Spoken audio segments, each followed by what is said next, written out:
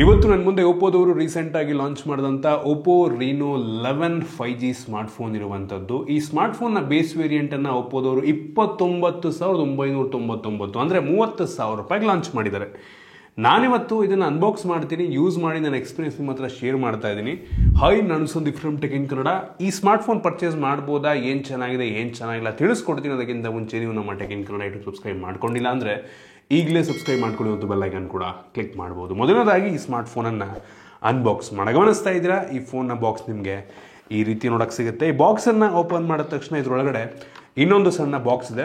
ಇದರೊಳಗಡೆ ಒಂದು sim ejection pin, user manual, quick start guide ಮತ್ತು ವಾರಂಟಿ ಕಾರ್ಡ್, ನಂತರ ಒಂದು ಬ್ಯಾಕ್ ಕವರ್, ರಬ್ಬರ್ ಫಿನಿಷನ್ನು ಹೊಂದಿರುವಂಥ ಬ್ಯಾಕ್ ಕವರ್ ಕೊಟ್ಟಿದ್ದಾರೆ. ಇದ್ರ ಕೆಳಗಡೆ ಡೈರೆಕ್ಟಾಗಿ ಈ ಒಂದು ಸ್ಮಾರ್ಟ್ಫೋನ್ ನಮಗೆ ನೋಡೋಕ್ಕೆ ಸಿಗ್ತಾ ಇರುವಂಥದ್ದು ಒಂದು ಒಳ್ಳೆ ಬಿಲ್ಡ್ ಅಂತ ಅನ್ನಿಸ್ತಾ ಇದೆ. ಇದ್ರ ಬಗ್ಗೆ ಆಮೇಲೆ ಮಾತನಾಡ್ತೀನಿ. ಅದನ್ನು ಬಿಟ್ಟರೆ 67 ವ್ಯಾಟ್ನ ಒಂದು ಸೂಪರ್ ಫಾಸ್ಟ್ ಸೂಪರ್ ವೂಕ್ ಚಾರ್ಜರ್ ಕೊಟ್ಟಿದ್ದಾರೆ ಆಯಿತಾ. ನಂತರ ಕೊನೆಯದಾಗಿ USB Type-C charging cable, data cable, ಒಂದು ಒಳ್ಳೆ ಕ್ವಾಲಿಟಿಯ ಕೇಬಲ್ ಇದಾಗಿದೆ. ಇನ್ನು ಡೈರೆಕ್ಟಾಗಿ ಈ ಸ್ಮಾರ್ಟ್ಫೋನಿಗೆ ಬಂತು ಅಂತ ಅಂದರೆ ಈ ರೀತಿ ನೋಡೋಕ್ಕೆ ಸಿಗುತ್ತೆ. ತುಂಬ ಪ್ರೀಮಿಯಂ ಲುಕ್ಕನ್ನು, ಪ್ರೀಮಿಯಂ ಬಿಲ್ಡನ್ನು ಹೊಂದಿರುವಂಥ ಸ್ಮಾರ್ಟ್ಫೋನ್ ಅಂತ ಹೇಳಕ್ಕೆ ಇಷ್ಟಪಡ್ತೀನಿ. ಆಬ್ವಿಯಸ್ಲಿ 30,000 ರೂಪಾಯಿ ಪ್ರೈಸ್ ರೇಂಜ್ ಇದೆ ಅಂತ ಅಂದರೆ ಬಿಲ್ಡ್ ಕ್ವಾಲಿಟಿ ಕೊಡಲೇಬೇಕು. ಫ್ರಂಟಲ್ಲಿ ನಮಗೆ ಕರ್ವ್ ಡಿಸ್ಪ್ಲೇ ಸಿಗ್ತಾ ಇರುವಂಥದ್ದು ಆಯಿತು. ಅದೇ ಫ್ರಂಟಿಂದ ನಮಗೆ ಹೆವಿ ಪ್ರೀಮಿಯಂ ಅಂತ ಅನಿಸುತ್ತೆ. ಈ ಸ್ಮಾರ್ಟ್ಫೋನ್ ಒಂದು ಲೆವೆಲ್ಗೆ ಲೈಟ್ ವೇಟ್ ಇದೆ, 182 ಗ್ರಾಮ್ ವೇಟ್ ಇರುವಂಥದ್ದು, ಮತ್ತು ಒಂದು ಲೆವೆಲ್ಗೆ ತಿನ್ನಕ್ಕೆ ಕೂಡ ಇದೆ, 7.99 mm ಥಿಕ್ನೆಸ್. ಒಂದು ಬೇಜಾರಾದಂಥ ವಿಷಯನಪ್ಪ ಅಂತ ಅಂದರೆ ಹಿಂದ್ಗಡೆ ಇದು ಗ್ಲಾಸ್ ರೀತಿ ಕಂಡ್ರೂ ಸಹ ಪ್ಲಾಸ್ಟಿಕ್ ಬ್ಯಾಕ್ ಆಯಿತಾ. ಒಂಥರ ಮ್ಯಾಟ್ ಇದೆ, ಅದರಿಂದ ಸ್ವಲ್ಪ ಸ್ಮಡ್ಜಸ್ ಕಾಣಲ್ಲ, ಆದರೂ ಕೂಡ ಕಾಣಲ್ಲ. ಹಿಂದ್ಗಡೆ ನಮಗೆ ಟ್ರಿಪಲ್ ಕ್ಯಾಮ್ರಾ ಸೆಟಪ್ ಸಿಗ್ತಾ ಇರುವಂಥದ್ದು ಮತ್ತು ಡ್ಯೂಯಲ್ LED ಫ್ಲ್ಯಾಶ್ ಇದೆ. ಹಿಂದ್ಗಡೆ ಯಾವುದೇ ಫಿಂಗರ್ ಪ್ರಿಂಟ್ ಸೆನ್ಸಾರ್ ಇಲ್ಲ. ಸೊ ನಮಗೆ ಗೊತ್ತಾಗ್ತಿರುವಂಥದ್ದು ಈ ಫೋನಲ್ಲಿ in display fingerprint sensor ಇದೆ ಅಂತ. ಇದ್ರ ಬಗ್ಗೆ ಆಮೇಲೆ ಮಾತನಾಡ್ತೀನಿ. ಫ್ರಂಟಲ್ಲಿ ನಮಗೆ ಗ್ಲಾಸ್ ಸಿಗ್ತಾ ಇದೆ. ಅವರೇ ಆಲ್ರೆಡಿ ಸ್ಕ್ರೀನ್ ಗಾರ್ಡ್ ಹಾಕಿದ್ರೆ, ಒಂದು ಸಣ್ಣ ಪಂಚೋಲ್ ಕ್ಯಾಮ್ರಾ ಇದೆ. ಬೆಸಲ್ ಆಲ್ಮೋಸ್ಟ್ ಎಲ್ಲ ಕಡೆ ಕಡಿಮೆನೇ ಇರುವಂಥದ್ದು, ಕರ್ವ್ ಡಿಸ್ಪ್ಲೇ ಆಯಿತಾ, ಸಕ್ಕತ್ತಾಗಿ ಕಾಣುತ್ತೆ. ಫ್ರಂಟ್ ಟು ಬ್ಯಾಕ್ ಎರಡೂ ಕೂಡ ತುಂಬ ಚೆನ್ನಾಗಿ ಕಾಣುತ್ತೆ. ಇದೊಂದು ಗ್ಲಾಸ್ ಬ್ಯಾಕ್ ಕೊಟ್ಟಿದ್ದೀನಿ, ಇನ್ನೂ ಚೆನ್ನಾಗಿರ್ತಿತ್ತು ಅಂತ ನನ್ನ ಒಂದು ಅಭಿಪ್ರಾಯ.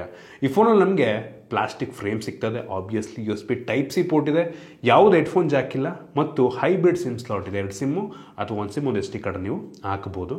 ಜೊತೆಗೆ IR ಬ್ಲಾಸ್ಟರ್ನ ಕೂಡ ಕೊಟ್ಟಿದ್ದಾರೆ ಆಯಿತಾ. ಇನ್ನೊಂದು ಹೆವಿ ಇಂಪ್ರೆಸಿವ್ ವಿಷಯ ಅಂತ ಅನ್ನಿಸ್ತು, IR ಬ್ಲಾಸ್ಟರ್ ಕೊಟ್ಟಿದ್ದಾರೆ. ಸೊ ಓವರಾಲ್ ನೋಡೋದಕ್ಕೆ ಹೋದರೆ ಈ ಫೋನು ಈ ಪ್ರೈಸ್ ರೇಂಜ್ಗೆ ಗ್ಲಾಸ್ ಬ್ಯಾಕ್ ಒಂದು ಕೊಟ್ಟಿದ್ರೆ ಬೆಂಕಿ ಇರ್ತಿತ್ತು ಅಂತ ನನ್ನ ಒಂದು ಅಭಿಪ್ರಾಯ. 30,000 ರೂಪಾಯಿ ಕೊಡ್ತಾ ಇದ್ದೀವಿ ಅದರಿಂದ. ಇನ್ನು ಡಿಸ್ಪ್ಲೇಗೆ ಬಂತು ಅಂತ ಅಂದರೆ ಈ ಫೋನಲ್ಲಿ 6.7 ಇಂಚಿನ ಫುಲ್ HD+ ರೆಸಲ್ಯೂಷನ್ ಹೊಂದಿರುವಂಥ AMOLED ಡಿಸ್ಪ್ಲೇ ಇದೆ. ಇದು 10 ಬಿಟ್ ಡಿಸ್ಪ್ಲೇ, ಸುಮಾರು 1 ಬಿಲಿಯನ್ ಕಲರ್ಸನ್ನು ಸಪೋರ್ಟ್ ಮಾಡುತ್ತೆ, ಮತ್ತು 120 ಹರ್ಟ್ಸ್ನ ರಿಫ್ರೆಶ್ ರೇಟನ್ನು ಸಹ ಕೊಟ್ಟಿದ್ದಾರೆ. ಅವಶ್ಯಕತೆ ಇರೋ ಟೈಮಲ್ಲಿ 60-90 ಹರ್ಟ್ಸ್ಗೆ ಇದು ರಿಫ್ರೆಶ್ ರೇಟನ್ನು ಸ್ವಿಚ್ ಮಾಡುತ್ತೆ, ಒಂದು ಒಳ್ಳೆ ವಿಷಯ. ಡಿಸ್ಪ್ಲೇ ಒಂದು ಲೆವೆಲಿಗೆ ಹೆವಿ ಬ್ರೈಟ್ ಆಗಿ ಕೂಡ ಇದೆ. 950 ನಿಟ್ಸ್ನ ಪೀಕ್ ಬ್ರೈಟ್ನೆಸ್ಸನ್ನು ಹೊಂದಿರುವಂಥ ಡಿಸ್ಪ್ಲೇ ಇದಾಗಿದೆ. ಟಚ್ ಸ್ಯಾಂಪ್ಲಿಂಗ್ ರೇಟ್ ಕೂಡ ನಿಮಗೆ ಅಪ್ ಟು 240 ಹರ್ಟ್ಸ್ಗೆ ಹೋಗುತ್ತೆ. ಡಿಸ್ಪ್ಲೇ ಚೆನ್ನಾಗಿದೆ. ಈ ಪ್ರೈಸ್ ರೇಂಜ್ಗೆ ಒಂದು ಒಳ್ಳೆ ಡಿಸ್ಪ್ಲೇ ಅಂತ ಹೇಳಕ್ಕೆ ಇಷ್ಟಪಡ್ತೀವಿ. ವ್ಯೂವಿಂಗ್ ಆ್ಯಂಗಲ್ ತುಂಬ ಚೆನ್ನಾಗಿದೆ, ವಿವಿಡ್ ಆಗಿದೆ, ಕಲರ್ಸ್ ಕೂಡ ತುಂಬ ಎದ್ದು ಕಾಣುತ್ತೆ. ಸೊ ಡಿಸ್ಪ್ಲೇ ಪ್ರಾಬ್ಲಮ್ ಇಲ್ಲ. LTPO ಯಾರೂ ಈ ಪ್ರೈಸ್ ರೇಂಜಿಗೆ ಕೊಡಲ್ಲ, ಇವರು ಕೊಟ್ಟಿಲ್ಲ, ಒಟ್ಟಿಗೆ ಡಿಸ್ಪ್ಲೇ ಓಕೆ ಅನ್ನಿಸ್ತು. ಇನ್ನು ರ್ಯಾಮ್ ಮತ್ತು ಸ್ಟೋರೇಜ್ ಬಗ್ಗೆ ಮಾತನಾಡಬೇಕು ಅಂತ ಅಂದರೆ ಸದ್ಯಕ್ಕೆ ಇದು 2 ವೇರಿಯಂಟಲ್ಲಿ ಲಾಂಚ್ ಆಗ್ತಾ ಇದೆ. 8 GB ರ್ಯಾಮು, 128 GB ಸ್ಟೋರೇಜ್, ಮತ್ತು ಇನ್ನೊಂದು 8 GB ರ್ಯಾಮು, 256 GB ಸ್ಟೋರೇಜ್. ಇದರಲ್ಲಿರುವಂಥ ರ್ಯಾಮ್ ಬಂದುಬಿಟ್ಟು LPDDR4X ರ್ಯಾಮ್, ಬೇಜಾರಾಗುವಂಥ ವಿಷಯ. ಸ್ಟೋರೇಜ್ ಟೈಪ್ ಬಂದುಬಿಟ್ಟು UFS 2.2 ಸ್ಟೋರೇಜ್, ಇದು ಕೂಡ ಬೇಜಾರಾಗುವಂಥ ವಿಷಯ. 3.1 DDR5 ಕೊಟ್ಟಿದ್ರೆ ಚೆನ್ನಾಗಿರ್ತಿತ್ತು. 30,000 ರೂಪಾಯಿಗೆ ತುಂಬ ಬ್ರ್ಯಾಂಡ್ಗಳು ಕೊಡ್ತಾ ಇದ್ದಾರೆ ರೀಸೆಂಟಾಗಿ, ಬೇಜಾರಾಯ್ತು ನನಗೆ.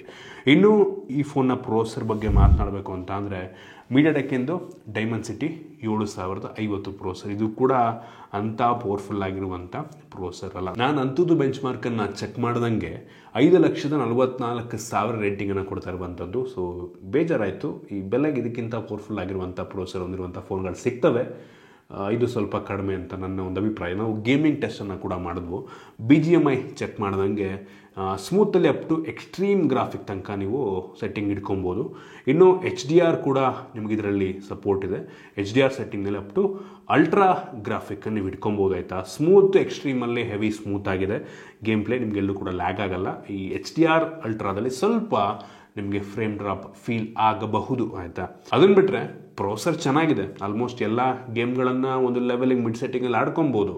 ಆಲ್ಮೋಸ್ಟ್ ಎಲ್ಲ ಅಪ್ಲಿಕೇಶನ್ನ ತುಂಬ ಸ್ಮೂತಾಗಿ ರನ್ ಮಾಡುತ್ತೆ. ಆದರೆ ಈ ಬೆಲೆಗಲ್ಲ ಅಂತ ನನ್ನ ಒಂದು ಅಭಿಪ್ರಾಯ. ಇನ್ನು ಕ್ಯಾಮ್ರಾಗೆ ಬಂತು ಅಂತ ಅಂದರೆ ಯೂಶಲಿ ಒಪ್ಪೋ ರೀನೋ ಸೀರೀಸ್ ಎಲ್ಲ ಕ್ಯಾಮ್ರಾ ಸೆಂಟ್ರಿಕ್ ಫೋನ್ಗಳೇ ಆಗಿರುತ್ತೆ. ಸೊ ಇದರಲ್ಲಿ ಮೇನ್ ಸೆನ್ಸಾರ್ ಬಂದ್ಬಿಟ್ಟು 50 MP ಮೇನ್ ಸೆನ್ಸಾರ್. ಸೋನಿದು ಹೊಸದು ಲೈಟ್ 600 ಸೆನ್ಸಾರ್ ಆಯಿತು. ಇದರಲ್ಲಿ ಆಪ್ಟಿಕಲ್ ಇಮೇಜ್ ಸ್ಟೆಬಿಲೈಸೇಷನ್ನ ಕೂಡ ಕೊಟ್ಟಿದ್ದಾರೆ. ಸೊ ಒಂದು ಒಳ್ಳೆ ವಿಷಯ ಅಂತ ಹೇಳೋಕ್ಕೆ ಇಷ್ಟಪಡ್ತೀನಿ. ಅದೊಂದು ಒಳ್ಳೆ ವಿಷಯ ಅನ್ನಿಸ್ತು ನನಗೆ. ಇದು ತೆಗೆಯುವಂಥ ಫೋಟೋ ಪರವಾಗಿಲ್ಲ ಅಂತೀನಿ, ದ ಬೆಸ್ಟ್ ಅಂತ ಅನ್ನಲ್ಲ, ಪರವಾಗಿಲ್ಲ, ಒಂದು ಲೆವೆಲ್ಗೆ ಸುಮಾರಾಗಿದೆ. ಇನ್ನೊಂದು 8 MP ultra wide angle lens ಇದೆ. ಹೆವಿ ವೈಡ್ ಆಗಿದೆ, ಕ್ಲಾರಿಟಿ ಕೂಡ ಓಕೆ ಅನ್ನಿಸ್ತು. ಸ್ಯಾಂಪಲ್ ನಾನು ನಿಮಗೆ ತೋರಿಸ್ತಾ ಇದ್ದೀನಿ. Sony IMX 355 sensor. ಅದನ್ನು ಬಿಟ್ಟರೆ 32 MP portrait lens, telephoto lens 2x optical ಝೂಮನ್ನು ಇದು ಮಾಡುತ್ತೆ. ಇದು ಸೋನಿ IMX 709 ಸೆನ್ಸಾರು. ಇದು ತೆಗೆಯುವಂಥ ಫೋಟೋ ಓಕೆ ಅನ್ನಿಸ್ತು. ಪೋರ್ಟ್ರೇಟಲ್ಲಿ ಒಂದು ಒಳ್ಳೆ ಫೋಟೋನ ತೆಗೆದ. ಸ್ಯಾಂಪಲ್ ತೋರಿಸ್ತದೆ, ಅದು ನೋಡ್ಕೊಂಡು ನೀವು ಜಡ್ಜ್ ಮಾಡ್ಬೋದು. ಏನೋ ತುಂಬ ಬೆಂಕಿ ಇದೆ ಅಂತ ನನಗೆ ಪರ್ಸ್ನಲಿ ಅನಿಸಿಲ್ಲ. ಆಪ್ಟಿಕಲ್ ಇಮೇಜ್ ಸ್ಟೆಬಿಲೈಸೇಷನ್ ಕೊಟ್ಟಿದ್ರೆ ಒಳ್ಳೆ ವಿಷಯ. ವೀಡಿಯೋ ತೆಗಿಬೇಕಾರೆಲ್ಲ ಸ್ಟೇಬಲ್ ಶಾರ್ಟ್ಸ್ಗಳು ಸಿಗುತ್ತೆ. ಬಿಟ್ಟರೆ ಕ್ವಾಲಿಟಿ ಓಕೆ, ಈ ಬೆಲೆಗೆ ಇನ್ನು ಕೊಡಬೇಕು, ಅದು ಕೊಟ್ಟಿದ್ದಾರೆ ಅಂತ ನನಗೆ ಅನ್ನಿಸ್ತು. ಎಡ್ಜ್ ಡಿಟೆಕ್ಷನ್ ಎಲ್ಲ ಪೋರ್ಟ್ರೇಟಲ್ಲಿ ಓಕೆ ಆಯಿತಾ. ಅಂದರೆ ಈ ಬೆಲೆಗೆ ಮೆಜಾರಿಟಿ ಬ್ರ್ಯಾಂಡ್ಗಳು ಹೆಂಗೆ ಕೊಡ್ತೇವೆ, ಇದು ಕೂಡ ಹಂಗೆ ಕೊಡ್ತದೆ. ಯೂನೀಕ್ ಅಂತ ಅನ್ನಿಸ್ತಿದೆ ನನಗೆ. ರೇರ್ ಕ್ಯಾಮ್ರಾ ಪರವಾಗಿಲ್ಲ. ಇನ್ನು ಫ್ರಂಟ್ ಕ್ಯಾಮ್ರಾಗೆ ಬಂತು ಅಂತ ಅಂದರೆ ಈ ಫೋನಲ್ಲಿ 32 MP ಫ್ರಂಟ್ ಕ್ಯಾಮ್ರಾ ಇದೆ. ಫ್ರಂಟ್ ಕ್ಯಾಮ್ರಾ ಆ್ಯಕ್ಚುಲಿ ಚೆನ್ನಾಗಿದೆ ಆಯಿತಾ. ಆಮ್ನಿ ವಿಷನ್ ಸೆನ್ಸಾರ್ ಇದು. ವೈಡ್ ಆಗಿದೆ, ಹೆವಿ ವೈಡ್ ಆಗಿದೆ. ಕ್ಲಾರಿಟಿ ಪರವಾಗಿಲ್ಲ ಅಂತ ಅನ್ನಿಸ್ತು. ಬ್ಯೂಟಿಫೈ ಮಾಡುತ್ತೆ ಒಂದು ಲೆವೆಲಿಗೆ. ಔಟ್ಡೋರ್ಸಲ್ಲಿ ಈ ಮೇನ್ ರೇ ಎರಡೂ ಕೂಡ ತುಂಬ ಒಳ್ಳೆ ಕ್ವಾಲಿಟಿಯನ್ನು ಪ್ರೊಡ್ಯೂಸ್ ಮಾಡುತ್ತೆ. ಸ್ಯಾಂಪಲ್ ನೋಡಿ ನೀವೇ ಜಡ್ಜ್ ಮಾಡ್ಕೊಬೋದು. ಕ್ಯಾಮ್ರಾ ಓಕೆ ಅಂತೀನಿ. 70-80 ಸಾವಿರ ರೇಂಜಿನ ಫೋನ್ ಲೆವೆಲಿಗೆ ಕಾಂಪಿಟೇಷನ್ ಕೊಡುತ್ತೆ ಅಂತೆಲ್ಲ ಅನ್ನಲ್ಲ, ಬೆಲೆಗೆ ಸುಮಾರಾಗಿದೆ.